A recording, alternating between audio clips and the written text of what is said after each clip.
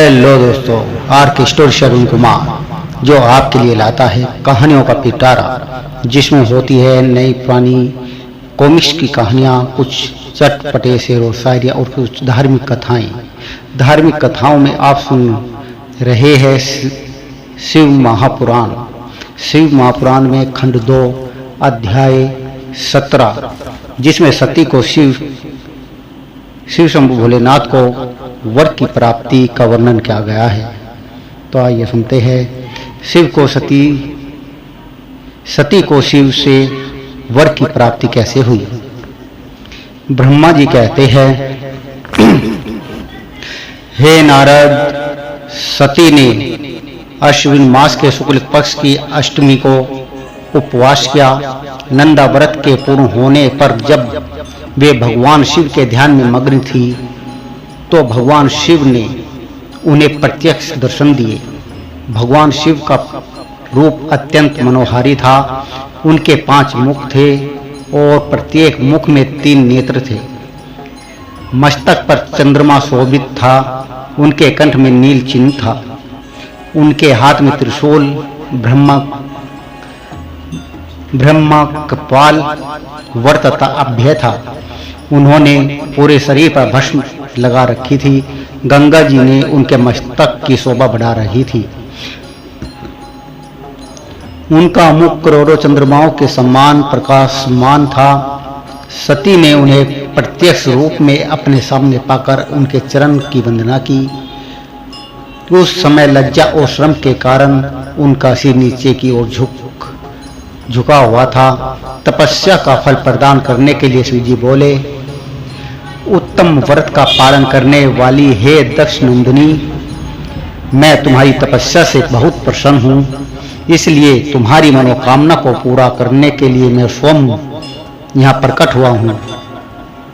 अतः तुम्हारे मन में जो भी इच्छा है, तुम्हारी जो भी कामना है, जिसके वशीभूत होकर तुमने इतनी घोर तपस्या की है, वह मुझे बताओ, मैं उसे अवश्य ही पूर्ण करूँगा। ब्रह्मा जी कहते हैं, हे मुनि, जगदीश्वर महादेव जी ने सती के मनोभाव को समझ लिया था। फिर भी वे सती से बोले कि देवी वर मांगो। देवी सती श्रम से सिर झुकाई थी। वह चाहकर भी कुछ नहीं कह पा रही थी। भगवान शिव के वचन सुनकर सती प्रेम में मग्न हो गई थी।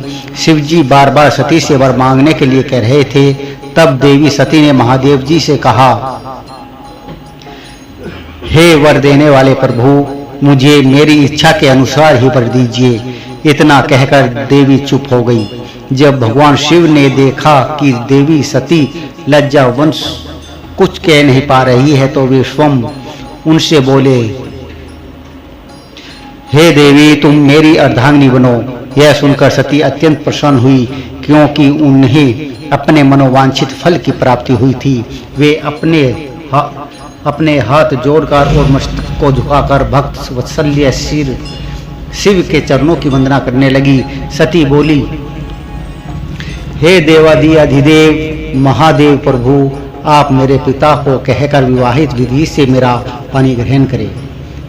ब्रह्मा जी बोले, नारद, सती की बात सुनकर शिव जी ने उन्हें यह आश्वासन दिया कि ऐसा ही होगा। तब देवी सती ने भगवान शिव को हर्ष एवं मोह से देखा और उनसे आज्ञा लेकर अपने पिता के घर चली गई। भगवान शिव कैलाश पर लौट गए और देवी सती का स्मरण करते हुए उन्होंने मेरा चिंतन किया। शिव जी के स्मरण करने पर मैं तुरंत कैलाश की ओर चल दिया।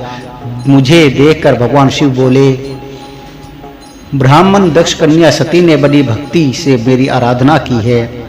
उनके नंदा व्रत के प्रभाव से और आप सब देवताओं की इच्छाओं का सम्मान करते हुए मैंने देवी सती को उनका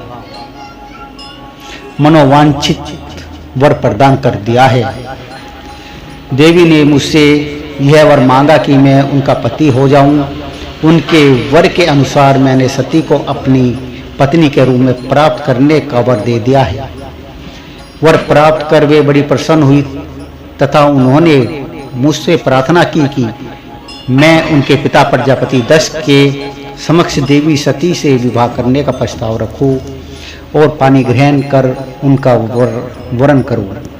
उनके विनम्र अनुरोध को मैंने स्वीकार कर लिया है। इसलिए मैंने आपको यहाँ बुलाया है कि आप प्रजापति दक्ष के घर जाकर उनकी देवी सती का कन्यादान मुझसे कराने का अनुरोध करें।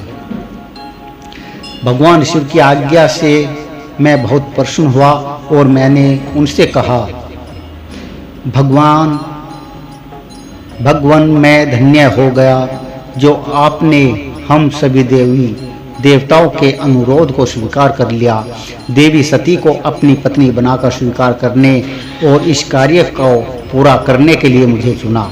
मैं आपकी आज्ञा अनुसार सभी प्रजापति दक्ष के घर जाता हूँ तथा उन्हें आपका संदेश सुनाकर देवी सती का हाथ आपके लिए मांगता हूँ।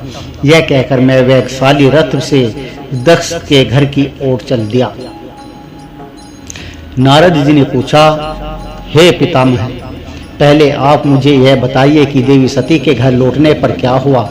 दक्ष ने उनसे क्या कहा और क्या किया। ब्रह्मा जी नारद जी से प्रश्न का उत्तर देते हुए बोले, जब देवी सती तपस्या पूर्ण होने पर अपनी इच्छा के अनुरूप भगवान शिव से वर पाकर अपने घर लौटी तो उन्होंने श्रद्धा पूर्वक अपने माता पिता को प्रणाम किया। उन्होंने अपनी सहेली द्वारा अपने माता पिता को यह सूचना दी कि उन्हें भगवान शिव से वरदान की प्राप्ति हो गई है। वे सती की तपस्या से बहुत प्रसन्न हुए और उन्हें अपनी पत्नी के रूप में प्राप्त करना चाहते हैं। यह सुनकर प्रजापति दक्ष और उनकी पत्नी बहुत प्रसन्न हुई। उन्होंने आनंदित होकर बड़े उत्सव का आयोजन किया। उन्होंने ब्राह्मणों को भोजन कराया और उन्हें दक्षिणा दी। उन्होंने गरीबों और दीनों को दान दिया। कुछ समय बीतने पर प्रजापति दक्ष को पुनः चिंता होने लगी कि वे अपनी पुत्री का विवाह भगवान शिव से कैसे करेंगे, क्योंकि वे सब अब तक मेरे पास सती का हाथ मांगने नहीं आए। इस प्रकार प्रजापति दक्ष चिंतामग्न हो गए, लेकिन उन्हें ऐसी चिंता ज्यादा दिनों तक नहीं करनी पड़ी। शिव तो कृपा के सागर और करुणा की खान हैं, तब वह कैसे चिंतित रह सकता है जिसकी पुत्री ने तप द्वारा शिव का वर्ण किया है। जब मैं सरस्वती सहित उनके घर उपस्थित हो गया तब मुझे देखकर उन्होंने मुझे प्रणाम किया और बैठने के लिए आसन दिया।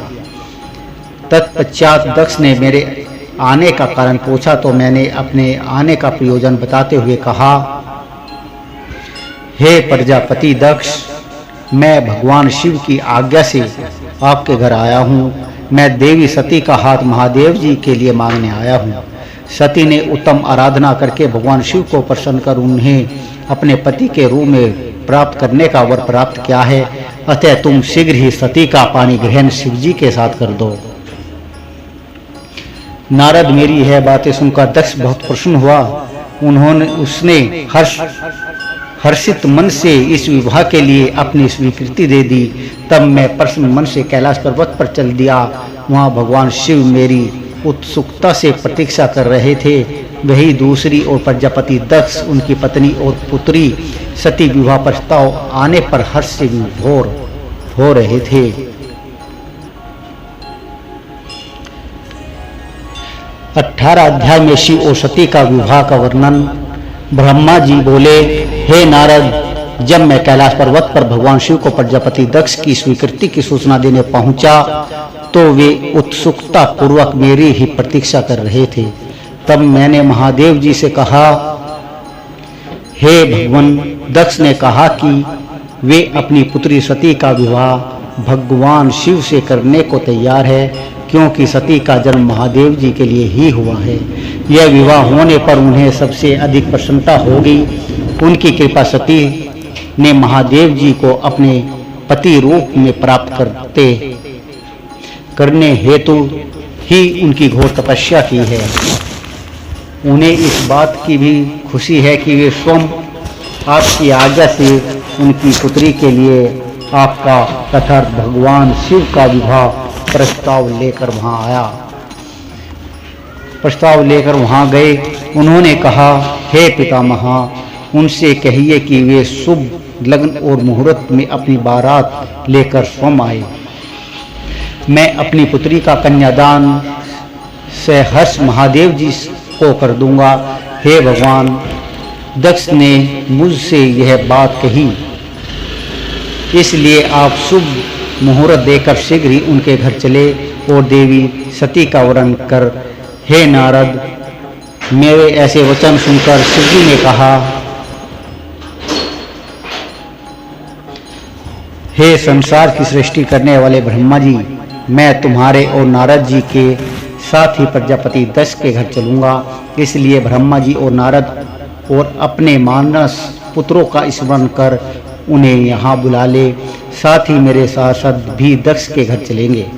नारद तब भगवान शिव की आज्ञा पाकर मैंने तुम्हारा और अपने अन्य मानस पुत्रों का स्मरण किया। उन तक मेरा संदेश पहुंचते ही वे तुरंत कैलाश पर्वत पर उपस्थित हो गए। उन्होंने हर्षित मन से महादेव जी को और मुझे प्रणाम किया। तत्पश्चात शिवजी ने भगवान श्री हरि विष्णु का स्मरण किया। भगवान विष्णु देवी लक्ष्मी के साथ अपने विमान गरुड़ पर बैठे आ पहुँचे। चैत्र मास के शुक्ल पक्ष की त्रयोदशी तिथि में रविवार को पूर्वा फाल्गुनी नक्षत्र में त्रिलोकीनाथ भगवान शिव की बारात धूमधाम से कैलाश पर्वत से निकली। उनकी बारात में देवी सरस्वती, विष्णु जी, देवी लक्ष्मी, सभी देवी देवता, मुनि और शिवगण आनंद मग्न होकर चल रहे थे। रास्ते में खूब उत्सव हो रहा था। भगवान शिव की इच्छा से बैल, बाघ, सांप, जटा और चंद्रकला उनके आभूषण बन गए। भगवान स्वयं नंदी पर सवार होकर प्रजापति दक्ष के घर पहुंचे। द्वार पर भगवान शिव की बारात देखकर सभी हर्ष से फूले नहीं समा रहे थे। प्रजापति दक्ष ने विधि पूर्वक भगवान शिव की पूजा अर्चना की। उन्होंने सभी देवताओं का खूब आदर सत्कार किया तथा उन्हें घर के अंदर ले गए। दक्ष ने भगवान शिव को उत्तम आसन पर बैठाया और हम सभी देवताओं और ऋषि मुनियों को भी यथा योग्य स्थान दिया।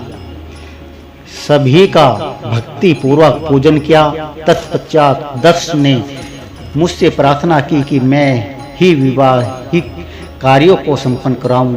मैंने दक्ष की प्रार्थना को स्वीकार किया और वैवाहिक कार्य कराने लगा।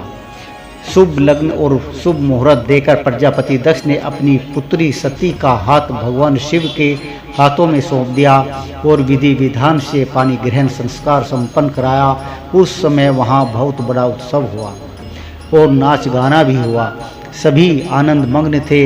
हम सभी देवी देवताओं ने भगवान शिव और देवी सती की बहुत स्तुति की और उन्हें भक्ति पूर्वक प्रणाम किया। भगवान शिव और सती का विवाह हो जाने पर उनके माता पिता बहुत प्रसन्न हुए और महादेव जी को अपनी कन्या का दान कर प्रजापति दक्ष कृतार्थ हो गए। महादेव का विवाह होने का पूरा संसार मंगल उत्सव मनाने लगा।